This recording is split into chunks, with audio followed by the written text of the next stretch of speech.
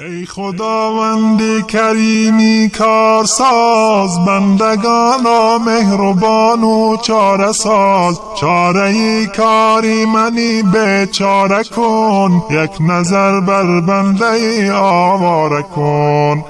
گشتم رسوا از این شرمندگی، شرم دارم ندارم بندگی. بنده غافل به درگاه آمده، مجرم و عاصی در شاه آمده. رفت عمرم از پی نفس و هوا، شد تباه حالم خدایا رهنما. راه بالمایم صراط المستقیم، تا نگردد پیروی دری لعین. گر نباشی دستگیرم ای خدا، میبرد شیطان مرا دامی بلا. ای خدا حافظ ایمانم تویی، از شر شیطان نگهبانم تویی. غیر درگاهت ندارم پشتبان، ای خداوندی کریم و مهربان. جمله مؤمنین را خدایا کن نظر، رحم داری بر یتیم و بی پدر. عاجز و مسکین و محتاج و گدا، در فغان گویان هر دم ای خدا. جمله رو بر درگهت آورده اند، چون که عاجز و حقیر و بنده اند. آن که دارد کبر و عجب و فخر و کین، گشته است او پیروی دیوی لعین. لطف کن بر بندگانت ای خدا، ما گنهکاریم و تو غمخوار ما.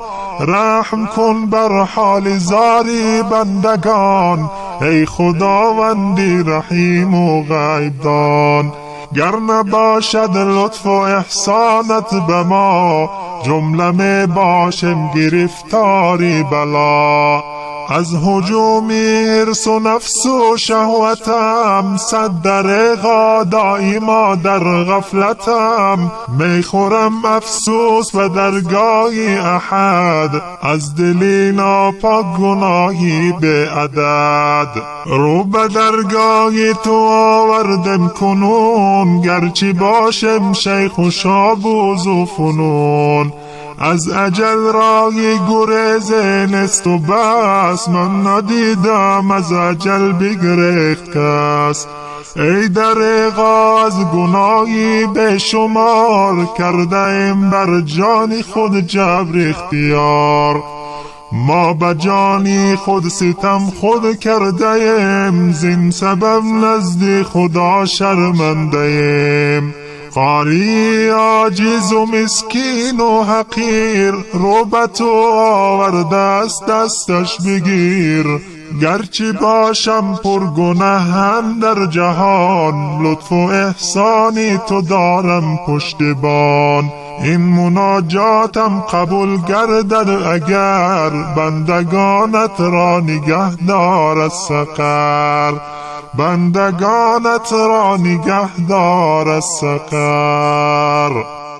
اللهم صل على محمد وآل محمد حبيب الله. اللهم